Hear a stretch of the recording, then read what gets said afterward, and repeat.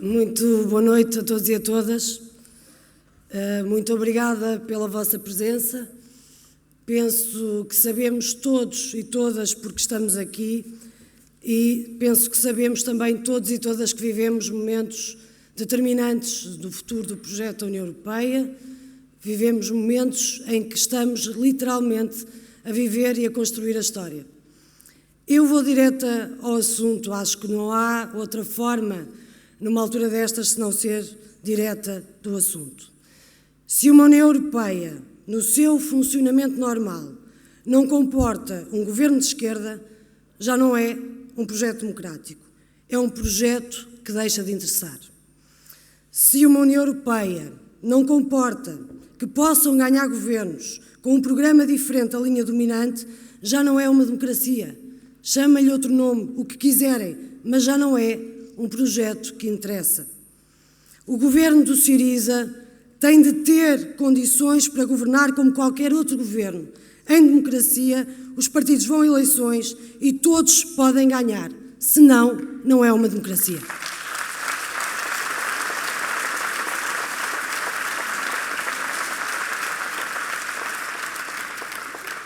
Se querem apenas partidos da oposição para ir a eleições só para perder, achar que isto é um sistema onde uns podem ganhar e que os outros podem ser só flores de lapela, é porque estamos, volto a dizer, num regime que já não interessa. Este regime tem de facto um nome e esse nome vem-nos aos ouvidos cada vez mais a cada dia que passa. É uma Europa de um partido único. É uma Europa que é a antítese da Europa plural, da Europa democrática, da Europa diversa.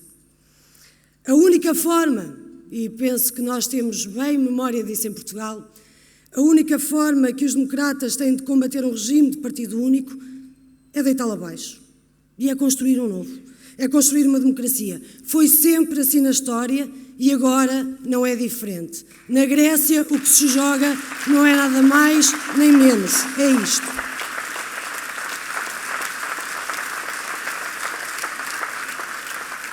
Esta União Europeia sempre se apresentou como sendo democrática, mas volto a dizer, se um partido que é uma proposta diferente, que tem um claro mandato popular, não pode ser governo ou governar, é mesmo de uma ditadura que estamos a falar. E é por isso que a Grécia somos todos e todas nós, porque a Grécia é a prova de fogo deste projeto. Seja o que for, aconteça o que acontecer, este momento é o momento da prova de fogo. Ou a União Europeia tem condições para continuar enquanto projeto democrático, ou não tem. Onde se joga neste momento essa prova é na Grécia, onde se joga neste momento essa prova é aqui em Portugal, porque os problemas gregos são também nossos, os problemas estruturais da Grécia são também de Portugal e são, afinal de contas, de todo o projeto da União Europeia. Esta mudança de governo na União Europeia, da Grécia, deixou cair a máscara da União Europeia. Mostrou, na realidade, quem são os radicais, quem são os extremistas. E esses não estão no governo do Syriza. Esses não estão no governo grego. Esses estão sentados nas instituições europeias e na Troika. Faça-se uma avaliação destes últimos 5 meses e procura-se onde é que está o radicalismo e o extremismo. É simples, está no BCE, no FMI, na Comissão Europeia, nas instituições da Troika, enfim, e no Eurogrupo, e em todos e todas que acham que na Europa não pode haver alternativa. Isso sim é radical, isso sim é extremista, isso sim é antidemocrático. Mas eu penso que nada disto é uma surpresa, porque, afinal de contas, aqueles e aquelas que estão sentados nas instituições europeias e na Troika são os que nunca perceberam ou aceitaram a democracia. São as elites que nunca aceitaram bem a democracia porque não aceitam que o número pode valer mais do que a sua suprema inteligência. A suprema inteligência das elites. São as mesmas que acham que o povo é estúpido e que, como tal, nunca se pode colocar questões importantes ao povo. Onde é que já se viu? Onde é que já se viu? É essa, aliás, a trajetória muito recente da União Europeia. Tudo o que se tem passado nos últimos tempos e tudo o que é relevante deve estar a salvo de qualquer sobressalto democrático, já que, como se está a ver pela Grécia, o povo não é certo, portanto é melhor deixá-lo afastado, não vá o povo dizer qualquer coisinha que não seja muito certa e alinhada com a estratégia das instituições europeias. E é por isso que o exemplo grego é tão significativo. E é por isso que o governo grego tem tido uma posição tão digna. Mas mais do que isso, é por isso que o povo grego nos honra tanto em lutar pelo seu futuro e pela sua dignidade.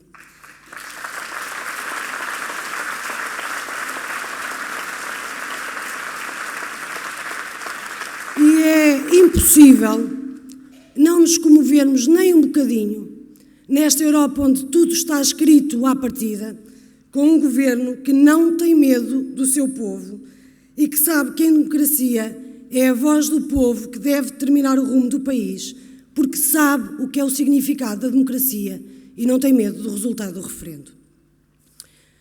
Mas o que é que nós temos de contrapartida aqui deste lado, do lado de Portugal? O que temos aqui é uma situação muito diferente. Temos um governo e um primeiro-ministro que nem subservientes são, porque estão mesmo convictos do que o que andam a fazer é bem feito. Obedecem com gosto e sem sacrifício, porque os sacrifícios passaram-nos para o povo português. Não são subservientes porque, como disse, obedecem com gosto e estão convencidos de que estão mesmo a fazer bem. Termos um governo que fosse só subserviente já seria melhor do que aquele que temos, porque estaria a obedecer constrangido, porque estaria a obedecer aos poderosos, mas apenas por ser cobarde. Mas não é o caso. O caso que temos do governo português é de um governo que faz a coisa convictamente contra o seu próprio povo a cada dia que passa. Pela terceira vez, a Europa dos que mandam está toda em campanha em Atenas. Angela Merkel, Martin Schulz, Dijsselbloem, todos e todas a campanha para que nada ponha em causa a Europa do Partido Único. Mas ver um povo dar-se ao respeito é algo de animador numa Europa onde os povos não se têm dado muito ao respeito. Como sabemos, todos e todas, nada disto tem a ver com contas. É mesmo tudo sobre política. 28 países, 28 eleições, para 28 governos e nunca sequer há notícias sobre isso, nem em Portugal, nem em nenhum outro país da União Europeia. Quando muito, há uma notícia antes, uma durante e uma depois, quando há eleições nos países dos poderosos. Mas realmente, 28 países, 28 eleições para 28 governos e nós nunca temos notícia sobre isso. E não há notícias porquê? Porque toda a gente sabe que não faz diferença nenhuma. Foi preciso ganhar o governo do Syriza com uma política anti-austeridade, com uma proposta alternativa, para não se falar de outra coisa e já passaram 5 meses, 6 meses, aliás, quase.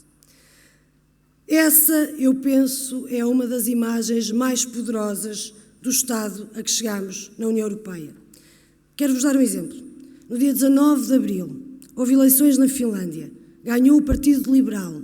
Alguém deu por isso? Alguém soube de alguma coisa? Não é notícia. E nem sequer é um partido do Partido Popular Europeu ou dos Socialistas e Democratas. É um partido do Partido Liberal. Mas ninguém deu por isso, porque ninguém deu por isso, nem ninguém ligou nenhuma, ou deu cobertura, porque se sabe que não é notícia, porque se sabe que tudo vai ficar na mesma na Finlândia, porque se sabe que nada vai mudar. Pois com a eleição do Syriza, os governos e os poderes ficaram preocupados, todos ficaram preocupados, porque simplesmente ganhou um partido fora do arco da corrupção.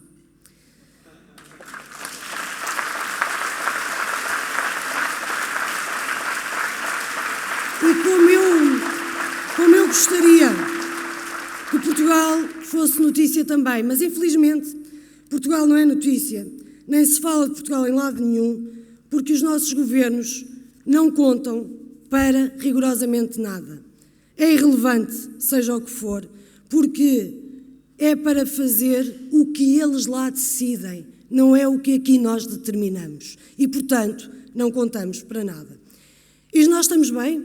Não temos desemprego, não temos pobreza, não temos desigualdades sociais, não temos uma dívida insustentável, não temos nada disso, não. Temos tudo isso. Temos tudo isso, temos muito poucas condições de exercer democracia, mas não temos em Bruxelas quem fale por nós. E essa é a mesma diferença. Nós temos em Bruxelas quem fala a mesma língua de Bruxelas, mas não a língua do povo português. Antes das eleições de 25 de janeiro, não era diferente na Grécia. Antes das eleições de 25 de janeiro, o governo grego também se pronunciava sobre as propostas da Troika e sobre as propostas das instituições europeias. Mas vejam bem, hoje são as instituições europeias e a Troika, a senhora Merkel e o senhor Dijsselbloem, o senhor Juncker e o senhor Schulz, que têm que pronunciar-se sobre as propostas do governo grego. Vejam bem ao ponto a que chegamos na União Europeia, em que a grande inovação é haver instituições europeias a discutirem propostas de um governo. É, de facto, uma inovação extraordinária. Nós não temos conhecimento que tenha havido alguma notícia de alguma reunião de conselho em que tenham discutido os problemas que nós enfrentamos, desde a pobreza à dívida sustentável. Não temos conhecimento porque essas reuniões não existiram. E isso é muito claramente a diferença entre ter um governo e não ter. E, infelizmente, nós não temos um governo. A Grécia está mal? Sim. Está numa situação insustentável. Todos sabemos. Foi, aliás, uma parte muito significativa dessa situação que fez com que o Syriza fosse eleito, porque o povo grego não queria continuar num caminho de autodestruição. O diagnóstico de que a Grécia está mal é um diagnóstico partilhado pelo próprio governo grego, pelo próprio povo grego que votou no novo governo grego. Mas a Grécia não está mal por causa do seu povo, nem está mal por causa deste governo. Está mal pelo radicalismo e obsessão das instituições europeias, da Troika, do governo alemão e dos governos gregos que governaram a Grécia nos últimos anos. Mas, espantosamente, ainda não vimos ninguém fazer uma autocrítica. Eu, de cada vez que ouço Pedro Passos Coelho falar, ou Angela Merkel, ou Rajoy, não importa, eu, acreditem, tenho sempre a esperança e a ideia de pensar é desta vez que vão mesmo fazer autocrítica, é desta vez que vão mesmo dizer os nossos governos falharam, os nossos governos trouxeram a Grécia para uma situação insustentável. Mas isso não é feito. Não é feito porque estamos perante governos cobardes e onde a falta de lógica é absolutamente brutal. E é por isso que estamos nesta situação. Teríamos várias razões diferentes para estar aqui, mas há uma coisa que nos une. E aquilo que nos une é dizer que a democracia ainda não é um processo encerrado na União Europeia, que a democracia é ainda e sempre, como deve ser, uma disputa, que a democracia é aquilo que nos faz juntar e dizer que o povo grego é quem deve decidir sobre o destino e o futuro do seu país. Estamos aqui hoje por solidariedade, solidariedade com o povo grego. Solidariedade, não é caridade, é mesmo solidariedade, porque é de nós, das nossas vidas, do nosso futuro, da nossa dignidade, da nossa soberania, da nossa democracia que estamos a falar. No domingo, o povo grego vota, independentemente de qual for o resultado, há um povo que pode decidir o seu futuro. No domingo, também saberemos mais qualquer coisa sobre o nosso futuro. Isso devemos seguramente ao povo grego e por isso temos que chegar a domingo e dizer é a democracia ou a União Europeia. Obrigada.